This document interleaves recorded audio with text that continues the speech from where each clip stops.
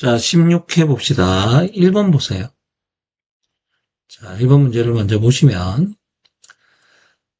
자, 보안관찰법상 보안관찰과 관련된 설명 중 가장 옳은 것은 이렇게 돼 있죠. 자, 보안관찰은 국가안보에 대한 위험성 때문에 하는 게 보안관찰이다. 그죠? 자, 첫 번째, 검사가 법무부 장관에게 보안관찰 처분 청구를 합니다. 그러면 그거는 당사자에게 불리한 거죠.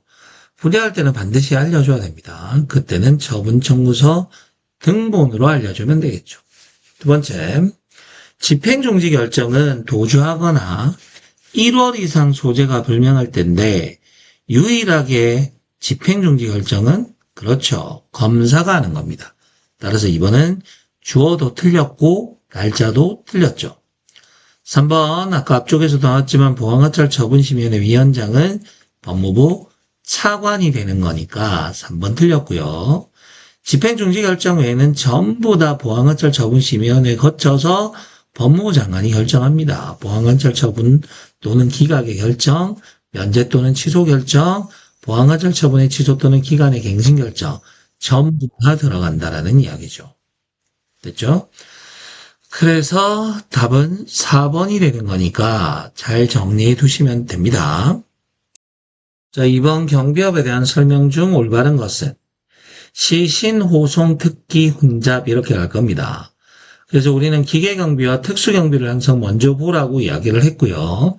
기계경비와 특수경비가 없는 경우에는 다른 지문들 먼저 보면 됩니다. 자, 2번 보시면 기계경비와 특수경비가 없죠? 그러면 순서대로 봅시다. 시설경비는 국가 중요시설을 경비하는 거고요. 정유소 같은데 당연히 중요하니까 경비원도 10명 이상, 그리고 경비지도사는 1명 이상이어야 되니까 1번 틀렸죠. 2번 신변보호 보디가드라고 이야기했죠. 최소한이 들어오면 안 되잖아요.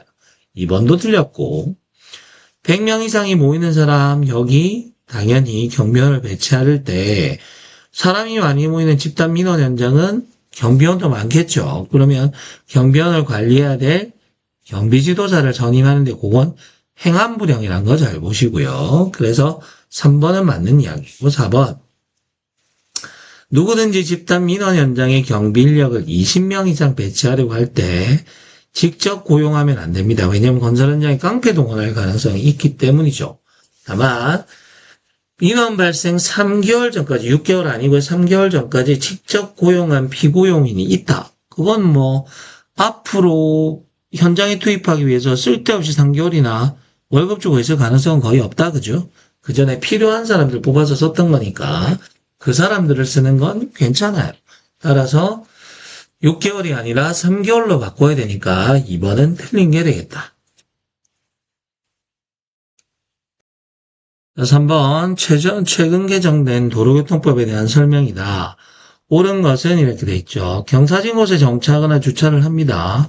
자칫 잘못하면 차량이 내려와서 사고 생길 수 있기 때문에 버팀목 세워야 되겠죠. 그리고 핸들은 가장자리 쪽으로 돌려야지 가운데로 돌려놓으면 차가 오다가 사고 나잖아요.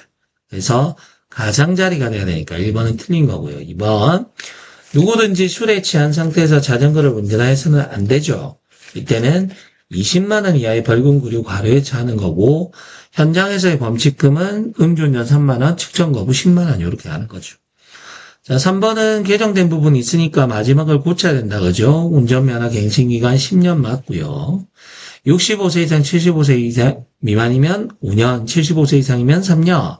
한쪽 눈이 안 보이면 역시나 3년인데 예전에는 1월 1일부터 12월 31일까지지만 너무 연말에 사람들이 많이 모이니까 생일 전후 6개월 이렇게 되는 거죠. 3번 수정하시고 맞는 지문 하시면 됩니다. 4번 봅시다. 시도경찰청장, 우리나라에서 발급받는 국제운전 면허증은 시도경찰청장이 발급해주죠. 발급받으러 온 사람이 납부하지 아니면 범칙금이나 과태료가 있어요. 근데 그게 한 3만 원이야. 그러면 국제운전 면허증 발급해주는 거 문제 전혀 없잖아요. 그것 때문에 망명하진 않을 거니까. 그러면 여행 갔다 오시면 이거 내셔야 됩니다. 라고 안내할 거고요. 만약에 금액이 지나치게 많다. 그러면 이거 납부하고 오셔야 해드릴 수 있습니다. 라고 이야기하면 되는 거니까 선택의 여지가 있죠. 발급을 거부할 수 있다. 이렇게 되는 거니까 4번은 틀린 지문이 되겠다. 그죠? 그래서 단번의 답은 3번이 됩니다. 자, 행정조사 기본법 이제 행정법 가서 봅시다. 자, 이 행정조사는 처벌이 목적이 아니에요. 됐죠? 뭐, 이 행정조사를 통해서 누군가를 처벌을 한다는 게 목적이 아닙니다. 그럼 뭐 하는 거냐? 어떤 정책을 결정할 때 필요한 조사를 하는 거고요. 그 다음에 당연히 법령 준수를 유도하는 게 목적이죠. 어쨌든 이런 행정조사는 하면 할수록 국민들 입장에서 귀찮고 싫어요. 따라서 자주 하는 건 안 되고 공동조사나 중복조사 해야 되는 거고요. 그 다음에 되도록이면 법에 정해진 경우만 하는 거고 자발적으로 협조할 때, 동의할 때는 뭐 법령의 규정이 없는 경우도 있지만 웬만하면 법의 규정이 있을 때 해라. 뭐 이런 이야기들이 나오죠. 자, 1번 봅시다. 행정조사를 하는 행정기관에는 법령 또는 조례의 규칙에 따라 당연히 행정 권한이 있는 기관, 당연히 되겠죠. 이걸 행정청이라고 하면 되겠지. 그 다음 그 권한을 위임이나 위탁받았으니까 여기도 권한을 이전받은 거잖아요. 그러니까 얼마든지 행정조사 할 수 있다. 2번 행정조사 기본법은 행정조사 실시를 위한 일반적 근거 규범으로서 아니에요. 일단 여기도 아니고 행정기관은 아까 이야기했죠. 이건 하면 할수록 국민에게 불리한 거기 안 좋은 거기 때문에 다른 법령에서 따로 행정조사를 규정하고 있는 경우에만 있지 않더라도가 아니고 다른 법에서 행정조사 해야 된다라고 규정이 있으면 그때 행정조사 기본법에 있는 경우에 하나요. 행정조사 기본법을 근거로 해서 행정조사를 실시할 수 있는 거지 다른 법에 규정이 없는데도 마음대로 할 수 있는 건 아니라는 이야기입니다. 따라서 2번은 틀린 거죠. 3번 행정조사 기본법은 날짜는 외울 필요가 여러분들은 없어요. 왜? 전부 다 7일이죠. 됐죠? 보안관찰법도 전부 다 7일이고요. 그 다음에 우리 공직자 이해충돌 방지법은 전부 다 14일입니다. 그래서 이런 건 날짜를 외울 필요가 없고 행정조사 기본법도 전부 다 7일이니까 따로 외울 필요는 없어요. 어쨌든 조사가 하고 나서 결과는 7일 이내에 알려줘라. 이렇게 되는 거죠. 그 다음 4번도 역시나 마찬가지입니다.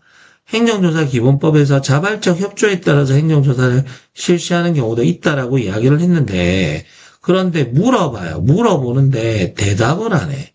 내가 말했죠. 우리 집 꼬맹이들도 이리 와. 그러니까 대답을 안 해요. 그거 하지 마. 대답을 안 해. 아빠 말 듣는다 안 듣는다? 안 듣겠다는 이야기죠. 그러니까 특별한 경우가 아니면 그걸 어떻게 한 걸로 보겠다? 거부한 것으로 보겠다. 맞는 지문이 됩니다. 따라서 행정조사 기본법은 크게 어려운 게 아니니까 이렇게 정리하시면 됩니다. 자, 5번 갑시다. 행정행위 직권 취소 나와 있습니다. 자, 취소는 위법한 행위를 되돌리는 거. 그게 취소입니다. 따라서 소급표를 가지고요. 철회는 운전면허 줄 때는 적법했는데 후발적 사유로 운전면허를 유지시키는 게 어려워졌으니까 이제부터 운전하지 마. 장려를 원칙으로 합니다. 그래서 어쨌든 취소는 위법한 행위를 돌리는 거고 철회는 적법한 행위를 돌리는 건데 어쨌든 둘 다 더 나은 상황으로 가기 위한 조치이기 때문에 뭐가 필요 없냐면 법적 근거는 필요가 없어요. 왜? 더 나은 상황으로 돌리기 위한 거니까. 다만 그렇다고 해도 비교 형량은 해야 됩니다. 그래서 달성할 취소와 철회로 달성할 수 있는 공익이 침해되는 사익보다는 훨씬 더 커야 되고요.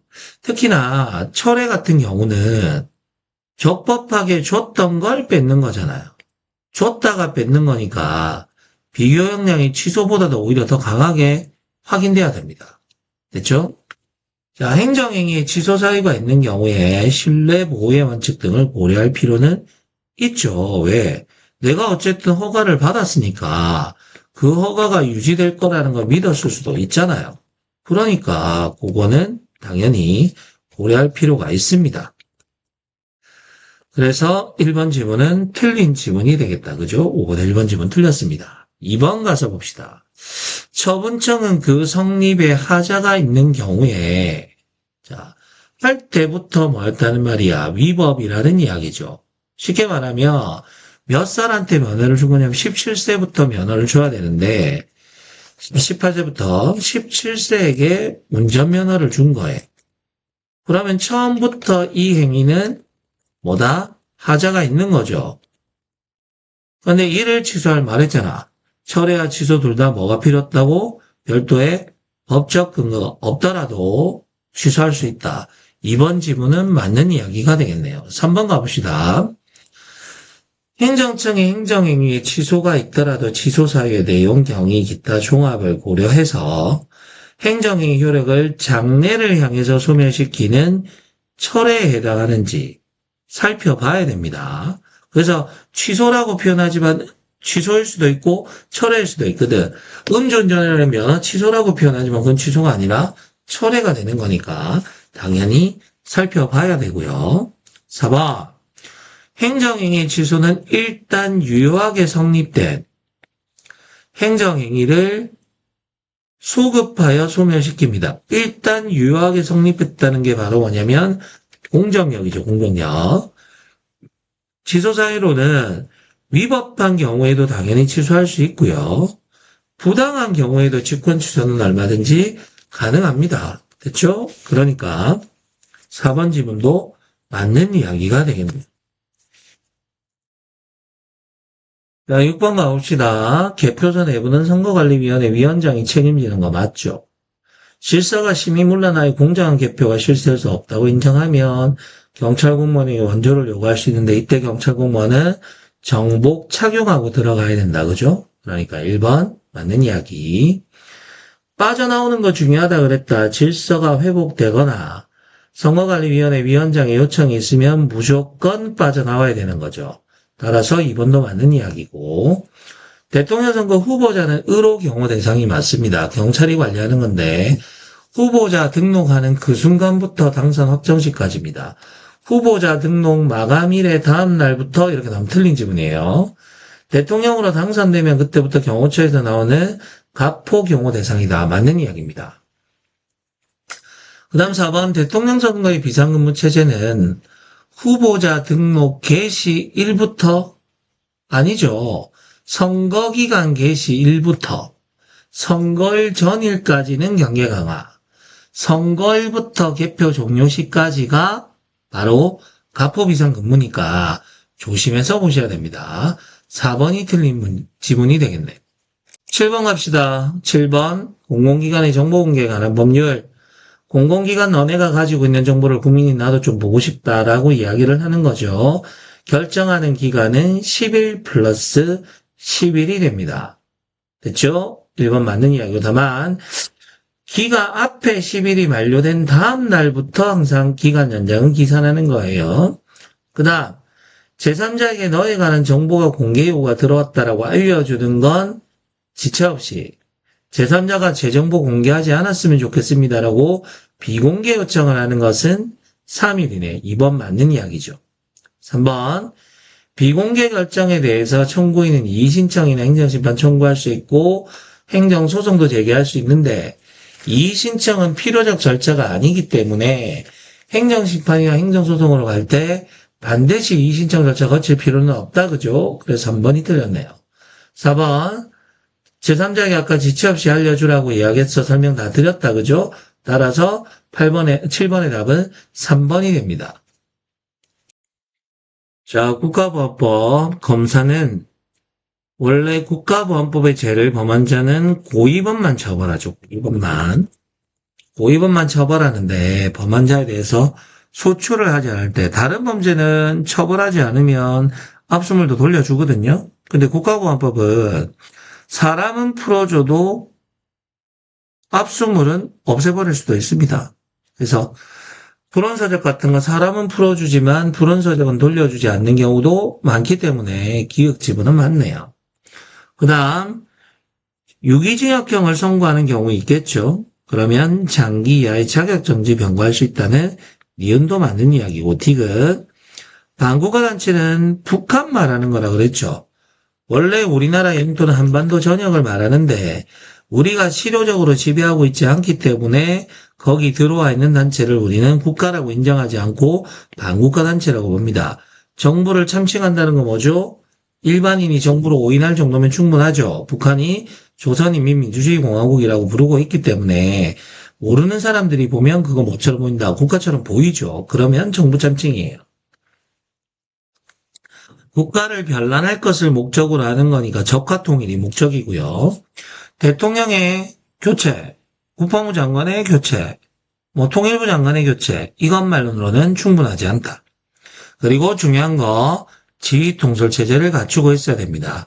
지휘통솔체제를 갖추고 있으니까 법정형의 차이가 생기죠. 수계 그리고 간부 차이는데 이거는 이적단체는 법정형의 차이는 없어요. 이적단체와의 차이입니다. 이적단체는 지휘통솔체제를 갖추고 있긴 하지만 법정형의 차이가 있지는 않거든요. 그거 조심해서 보셔야 되겠네요. 역시나 디귿도 맞는 지문이 되고 리얼 가서 봅시다. 리얼에서 우리 필요적 감면이 있었죠. 필요적 감면. 무조건 감경하거나 면제해야 되는 거.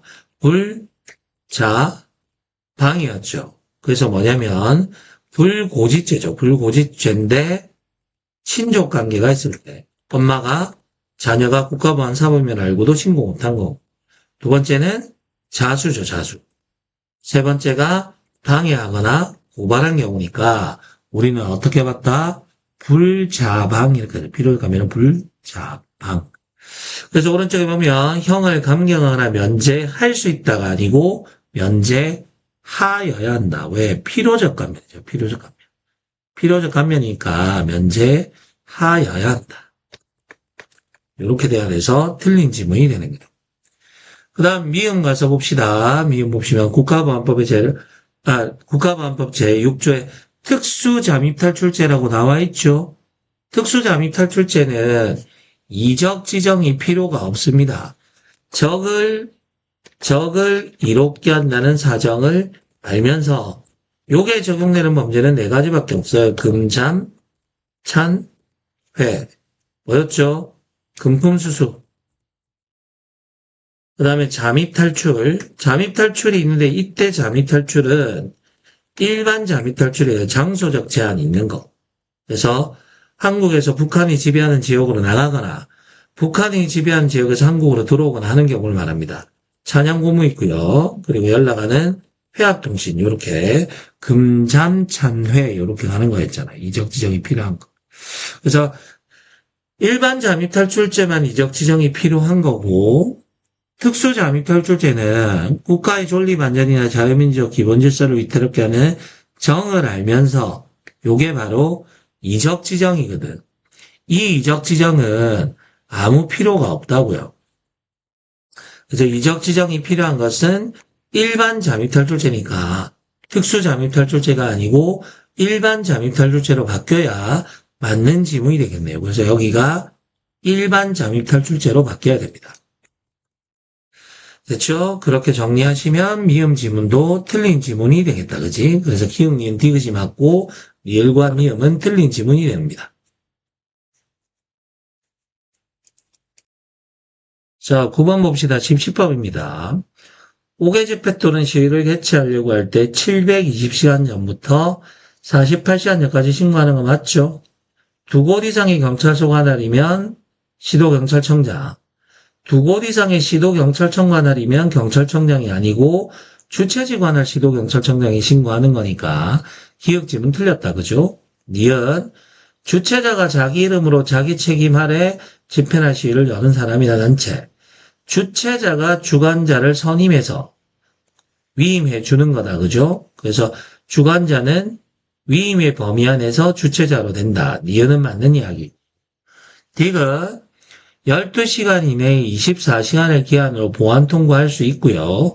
이 보안 통고는 서면으로 주최자와 연락 책임자에게 해야죠. 내가 질서유지인과 연락 책임자 구별하라고 문제가 나온다고 했지만 완벽하게 달라요. 질서유지는 현장 질서유지고 연락 책임자는 오로지 연락유지니까 다른 개념이 되는 거죠. 디귿 틀렸다. 그죠? 리을 봅시다. 집회 또는 시위의 주최자 및 질서유지는 특정인의 참가 배제. 당연히 현장 질서이니까 여기 연락책임자 나오면 틀리겠죠. 다만 언론사의 기자는 출입이 보장돼야 될 이때는 완전 착용하고 신분증 제시해야 된다. 리얼은 맞는 지문이 됩니다. 따라서 기업과 디귿 두 개가 틀린 지문이 되겠네요. 자, 국가 중요시설 갑시다. 국가 중요시설은 언제 중요한 시설이다?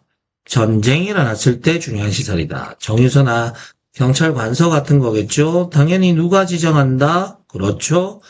전쟁과 관련된 장관은 국방부 장관입니다. 그런데 평상시에도 국방부 장관이 다 관리해? 아니지. 평상시에는 말 그대로 정유서는 관계행정기관장인 산업자원부 장관, 경찰 관서는 경찰청장이 관리하는데 평소에는 정보가 새어나가지 않도록 국가정보원장도 관리한단 말이야. 따라서 국방부 장관이 지정권자고 관계행정기관장 및 국가정보원장과 협의해야 됩니다. 협의. 됐죠? 그리고 우리 등급을 나누죠. 등급에 따라서 각급, 낙급, 답급으로 나누는데 요거는 나중에 테러 취약 시설할 때 A, B, C로 바꾸니까 한 번만 알아두시면 편하다. 그죠? 각급은 광범위한 지역 결정적 영향.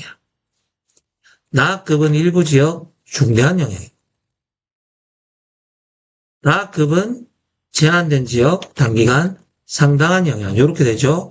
가, 관결, 나일, 중, 다재, 단상이고 나중에 A, B, C로 바뀌게 됩니다. 따라서 1번은 맞는 이야기겠네요. 2번 가서 봅시다. 시도경찰청장 또는 지역군사령관은 원래는 소유자나 관리자가 이거 잘 모르겠습니다. 어떻게 하면 좋을까요? 라고 물어봐요. 물어보면 그래 도와줄게 라고 하는 사람들이 물어보는 데가 어디냐면 그 지역의 경찰, 지역군사령관 도와달라고 하면 방어지원계획 수립 시행 하여야 하죠. 됐죠? 그래서 소유자나 관리자나 또는 소유자는 뭘 만들어야 되냐면 자체 방호계획을 수립해야 되는 거고 혼자 군 전문가가 아니라서 잘 모르겠더라. 그러면 물어보라는 이야기입니다. 이번 질문 맞는 이야기.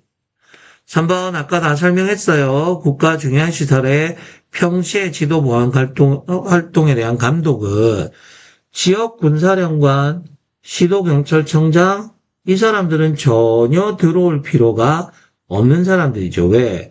평상시에는 전쟁시가 아니기 때문에 이 사람들이 정유소라든가 경찰관서에 관여할 이유가 전혀 없습니다. 그래서 아까 누가 평소에 지도감독 누가 한다? 관계행정기관장과 그리고 국가정보원장 이 사람들이 하는 거니까 3번 지문은 틀린 게 되겠네요. 4번 방금 이야기했다. 그죠? 국가중요시설의 관리자 그리고 소유자 포함이에요. 소유자를 제외한다 그러면 틀린 지문인데 소유자 포함입니다. 그래서 자체 방호계획을 수립 시행해야 되고요. 이 경우 잘 모르겠으면 시도경찰청장 또는 지역군사령에게 협조를 요청할 수 있고 이렇게 협조 받으면 뭐 해주라고 2번처럼 이렇게 방호지원계획을 수립 시행해야 되는 거니까 4번도 맞는 얘기고 틀린 답은 3번이 됩니다.